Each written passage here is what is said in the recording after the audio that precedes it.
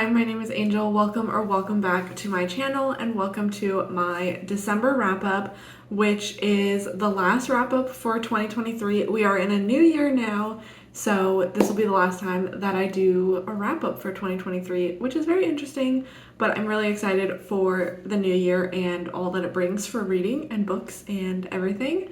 So let's go ahead and get into it. So I ended up reading 13 books in December, and really the reason that number is there is because I read a couple of novellas right at the very end, because I have been reading really slow in December last year, I guess I could say now. Which is interesting because normally in December I am like just reading really fast so that I can get a whole bunch of books in to up the number, just because I think it's fun. But I didn't do that this year. I kind of took my time, and so it was very interesting. It was probably like the slowest reading month that I've had in a very long time. So starting off with the first book that I read in December, I read Mary by Nat Cassidy. This one is very well loved, and I was really excited to pick it up because I see so many people loving it. Unfortunately, it was just kind of okay for me. I gave it 3.5 stars.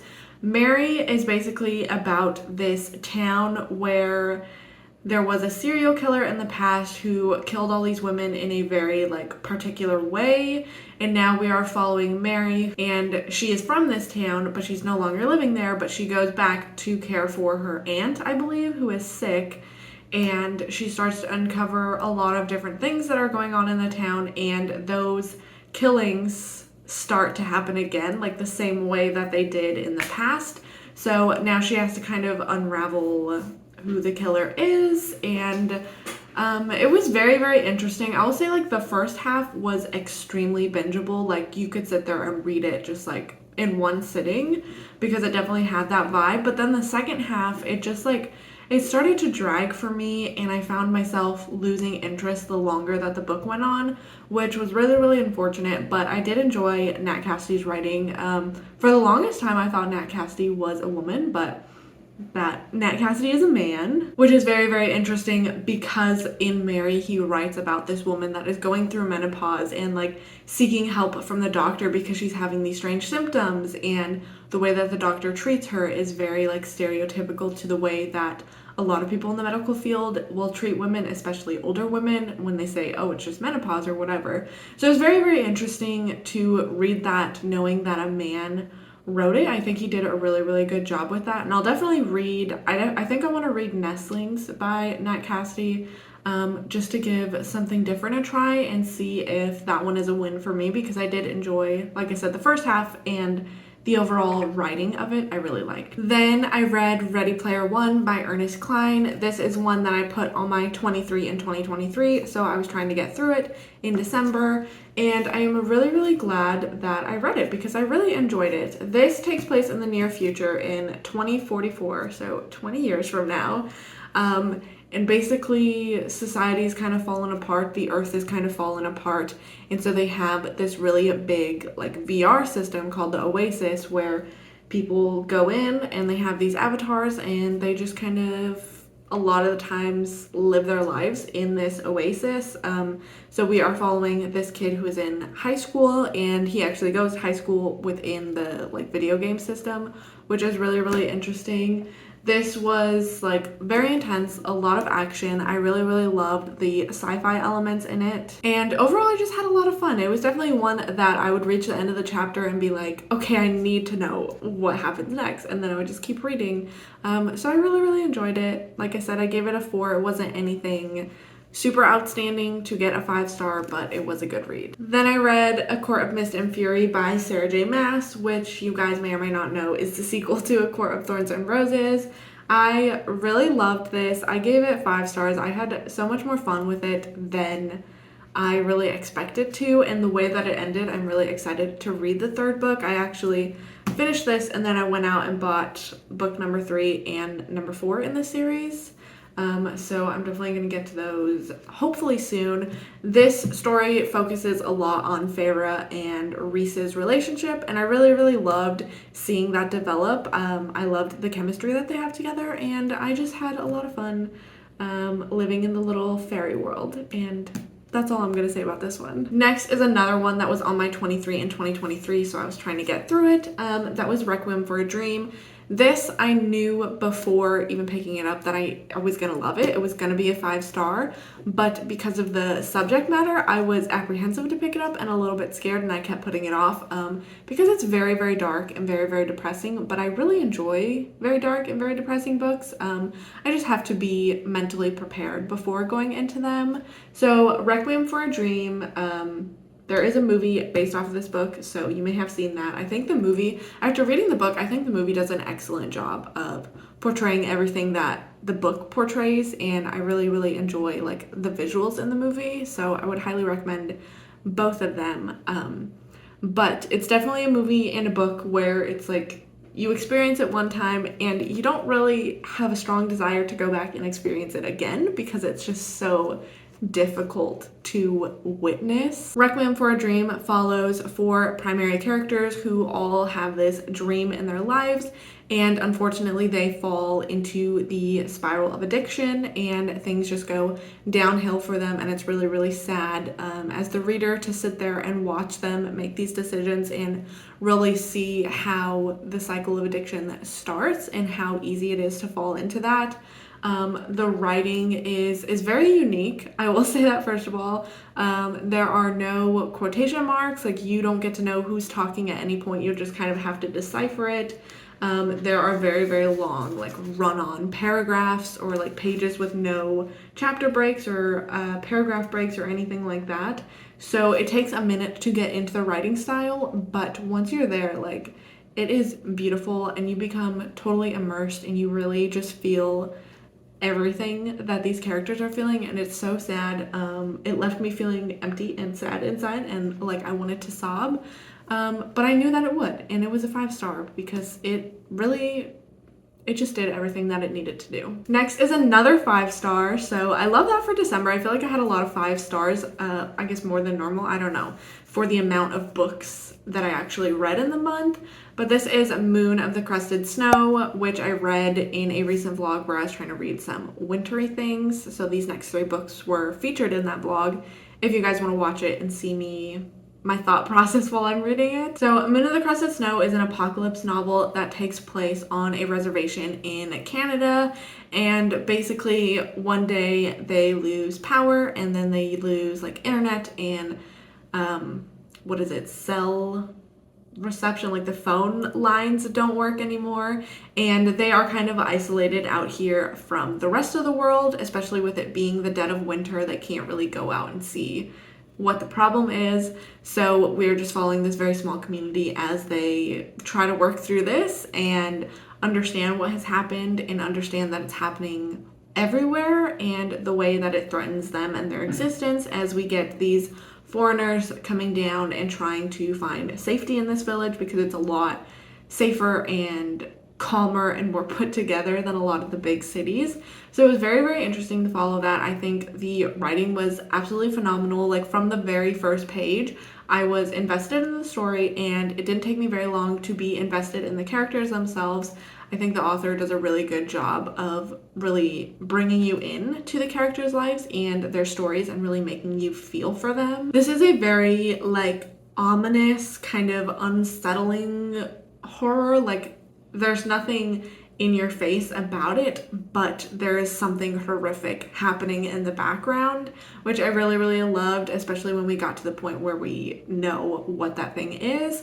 And I think it was done really well. I really enjoyed the ending of it, and I really want to read the sequel, but I don't know why the sequel's like impossible to find. I don't know if I'm missing something here, but I want to read the sequel because it's supposed to be like 10 years later, I think, in the same community. So I'm very curious to see what it has to say. Next, I read Dead of Winter by Darcy Coates, which was my first book by Darcy Coates. I do have another one from her on my TBR.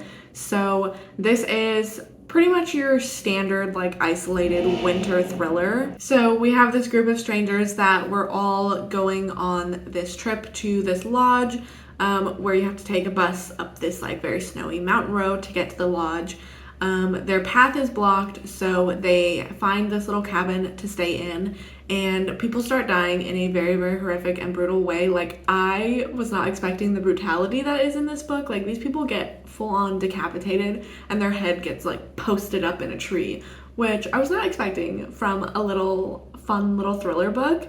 But I did really enjoy that aspect of it. But other than that, it wasn't really anything crazy. Like, it was just, like I said, your average thriller. I did guess who the killer was pretty early on as well, and I saw a lot of other people had guessed that as well. So I'm very curious to see if you guys have read this book, or if you do read this in the future, if you can figure out who the killer is early on, because I don't know, I feel like it's kind of obvious it's gonna go in that direction, but maybe that's just me. Yeah, I enjoyed it. It set the winter vibe, but it didn't do anything particularly crazy, and it's not gonna live in my mind forever. Then I read Road of Bones by Christopher Golden, which was my first time reading from Christopher Golden, and I'm definitely gonna pick up some of his stuff in the future now. I really, really loved his writing. He has a very descriptive, detail-oriented writing, which I really enjoyed. This one, out of the 3 that I read for that vlog, was my favorite as far as really setting that atmospheric winter, it's freezing outside vibe that I was looking for. This is about these 2 guys who are trying to film a series, like a ghost show. So they go to this place that is called the Road of Bones, which is supposed to be a very, very haunted and dangerous stretch of highway in Siberia, I think. So first of all, this is not like a ghost show horror book, which I know myself and a lot of people were thinking like episode 13-esque. It's not like that at all. The show has a very, very small part in it. Like, just the setup is like, okay, this is these characters and this is why they're here, and that's really the only time that the show gets touched upon, because things escalate very quickly in this book, and it goes a totally different direction. I had no idea before going into this that it was going to be a creature feature based book, so I really enjoyed that. We're basically following these characters, and they have this guide that is a local from Siberia, and he takes him to his village where they're going to be staying while they're here filming the series, and they find that the village is completely abandoned. The only person left there is a 9-year-old girl who is their guide's niece. So they don't know why these people fled from their homes in the freezing cold. Like, it's the coldest place on earth. It's like negative 50 degrees or something. So they don't know why everybody left, where everybody is, and then they quickly find out what everybody ran from. This one I really, really enjoyed as well. Like, the setup of it and really getting into the story I really liked, but then the later half, it started to kind of feel repetitive, where one thing would happen and then they would be like running from it, and then something would happen and then they'd be like running from it, and then they'd be arguing and then running and then arguing. So it felt like the same thing kind of was happening over and over again, but like slightly different. So it kind of dragged a little bit towards the end, and I feel like at the end we didn't get answers to everything that happened or everything that was talked about in the book, which was a little bit disappointing, because I feel like it didn't wrap up the way that I wanted it to wrap up. But I did enjoy the writing of it and the atmosphere of it, and I will definitely read from Christopher Golden again in the future. I know a lot of people, I've seen a lot of mixed reviews about a lot of his stuff, so I'm willing to give it a try and see how it goes. Okay, and then I read a couple of arcs, because I have some arcs from NetGalley that come out early 2024, so I wanted to start getting to those. The first one was The Guest by B.A. Paris, and I absolutely hated it. I gave this book 1 star. So first of all, I was excited to read this because I have read from B.A. Paris before. I read The Breakdown, which I gave 4 stars, and then Behind Closed Doors, I think I gave 3 stars, but I know that's her really, really popular one, and I knew it was going to be a very fun, bingeable, fast-paced thriller, or at least I thought it was, but it literally took me weeks to get through this book, which is unheard of when it comes to me reading a thriller, or just reading a thriller in general. You're looking for something fast-paced that you don't want to put down, but this book was I really didn't care about what was going on. So there are a lot of layers to this story. Reading from my Goodreads review, I said, first we have Gabriel and Iris, who are a married couple who get a surprise visit from Lore, a longtime friend of theirs who has just found out her husband has a child with another woman. Then we have Gabriel and Iris's neighbors, expecting parents Hugh and Esme, as well as their gardener Joseph. And in addition, there is a storyline of Charlie, a young boy who recently died after a biking accident, and Gabriel was the last person to see him alive. So this book is extremely slow. It doesn't feel like a thriller or a mystery really at any point, but I would say that it doesn't really pick up until like halfway through. So if you can make it through the first half, then maybe you'll enjoy the second half. A big thing that I had while I was reading it is like the dialogue seemed very stiff. Like, it was one of those books where you read the dialogue and you're like, that's not how people talk. Like, that is not how people talk. If you reenacted that conversation in real life, it would sound so awkward. A lot of the plot was very mundane, like we were going through just like everyday tasks and the everyday lives of these people, and it was really, really boring.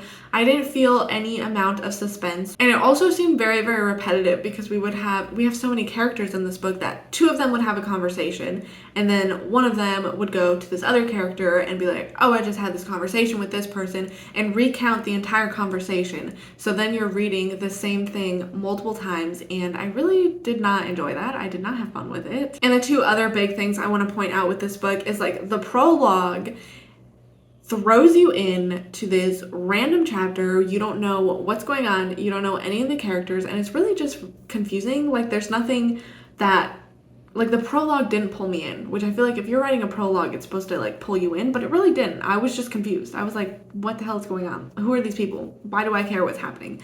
And then 80% of the way through the book, that same chapter, word for word, again, at the end of the book. And I'm like, I don't want to read the same exact thing, word for word, twice. Maybe that's just me, but I don't know. I feel like when books have a prologue, like it's usually an entirely different chapter, or like written from one perspective, or like something to really get you like, I wonder what this is about. But no, she literally pulled the chapter from the book and then put it as a prologue, and then you're just confused the whole time. And then the book ends, and without the epilogue, it would be entirely useless. Like, you get absolutely no resolution. It just ends. And then you go into like a 30-page epilogue that takes you once again, if it wasn't repetitive enough, it takes you once again through the entire story from beginning to end from the Kellers' point of view, and like how they did what they were doing and like why they killed these people and blah, blah, blah. But I'm like, it just feels so dumb. Like, it's one of those thrillers where you don't get any answers. You don't get to solve the mystery yourself, because at the end, it's just everything is told to you. Oh, this happened on this day and this person did it. And I'm like, where's the fun in that? And also, like I said, without the epilogue, like, this book is nothing. Like, if the entire substance of your book is in the epilogue, I feel like you need to do some revising there. Anyway, that's enough of me being a hater now. Let's move on to some good things. So this was my 1-star arc, and then I read an arc that was a 5-star that, if I hadn't already put out my like favorites, my top 10 for the year, this book would have been included, and it is Grey Dog by Elliot Gish. So this is another one where the horror is kind of similar to Moon of the Crested Snow, where it's like very ominous, like you know that something creepy and unsettling is happening in the background, and you get this like creepy undertone throughout, but it is a very, very slow progression and slow buildup to the actual big horror part of it, and I loved it so much. So in Grey Dog, we are following this woman whose name is Ada, and she takes a teaching position at this very, very remote, isolated small town, and we know that something has happened at her last teaching position that made her lose her job, and we are supposedly here to think that this job was kind of a blessing for her because nobody else would hire her knowing what happened in the past. So we are following her as she really settles into this new town and really starts to enjoy the small town lifestyle, and she makes a lot of friends and just really gets involved in everything, like just adapts very, very quickly. So I actually did read this for a vlog where I read some arcs, so I'm not going to talk about it too much here, except for, like I said, I gave it 5 stars. Would highly, highly recommend it. That vlog should be up sometime this month. So I'm really excited for you guys to see that because I think this book is fantastic. It deals with a lot of social commentary on feminism, feminine rage, trauma, a lot of nature aspects in the story as well. So I could see a lot of people really, really loving this, and I'm really glad that I picked it up. So look forward to that vlog because I will have a lot of good things to say. And another arc that I read is What Feasts at Night by T. Kingfisher. This I did not get through NetGalley or anything like the other two. This one was one that I won in a Goodreads giveaway from the publisher. So this I also read in the ARC reading vlog, so I'm not going to say a lot about it here. This is the sequel to What Moves the Dead by T. Kingfisher, and we are following a lot of the same characters getting into a different adventure with weird things happening. I tabbed some things. I really enjoyed the writing. I gave it 4 stars, and if you guys want to see my full thoughts, then you'll have to wait for that vlog. And then in the last few days of December and the last few days of the year, I decided to read a couple of novellas so that I could squeeze some extra things in there. So I just kind of scrolled through my Kindle Unlimited library to see what I could read in that time and what I wanted to. So I picked up Sakulina by Philip Fracassi, who is the author of Boys in the Valley, which was in my top 10 for the year. So I was really excited to read more from him. This is a very short ocean horror, and I think it was done perfectly. I gave it 4 stars, and I think Philip Fracassi is a great author when it comes to putting these characters in horrific situations and describing the gore and the action perfectly, but then also really making you feel, getting you emotionally invested in these characters and the characters' lives and their relationships with each other.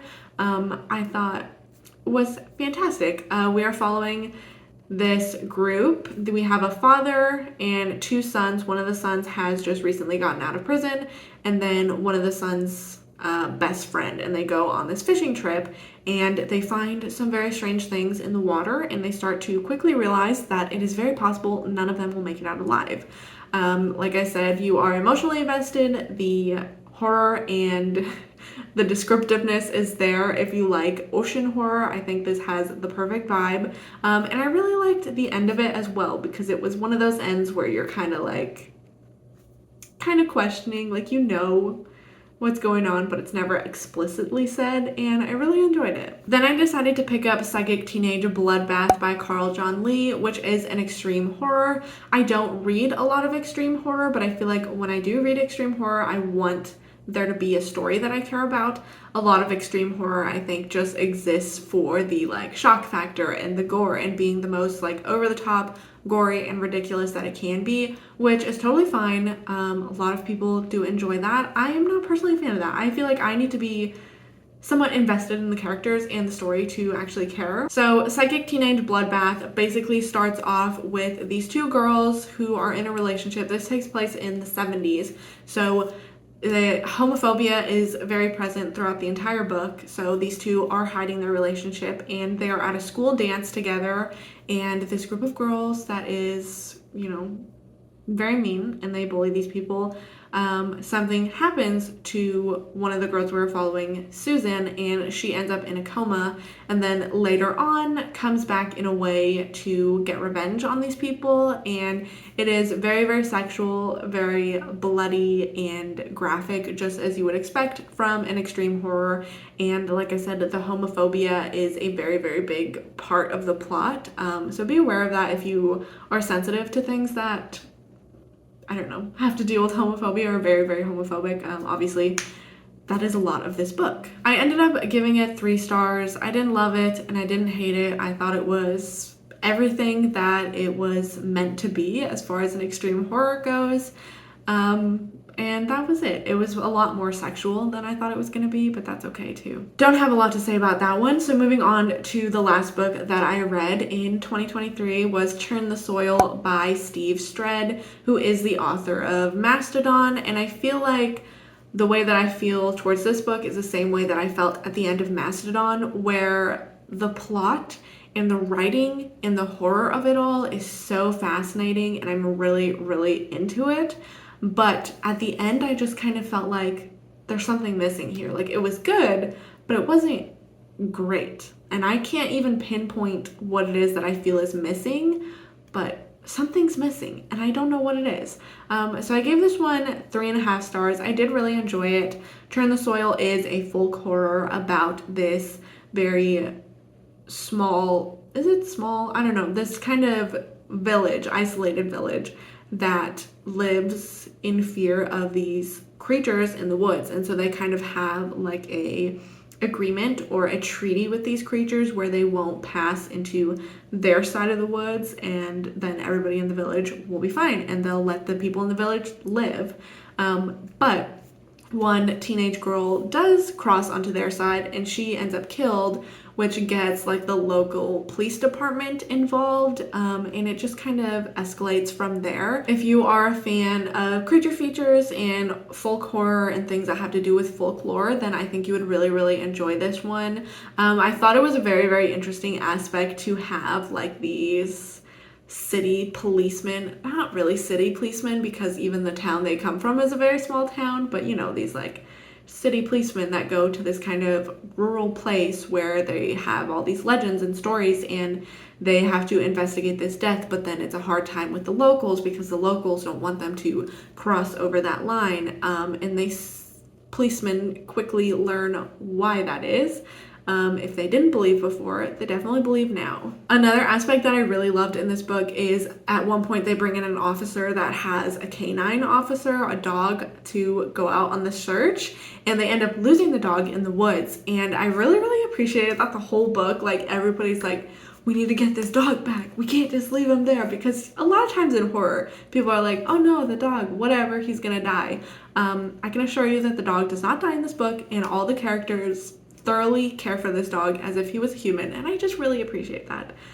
So thank you, Steve, for making sure that the dog was okay. Overall, I did enjoy it and I would recommend it, but it didn't do anything really crazy spectacular for me. And with all of that being said, those were the 13 books that I read in December and the last books that I read of 2023. So happy New Year, everybody, and I am going to send us all good reading vibes for the year. And thank you so much for watching. Hopefully I will see you guys next time.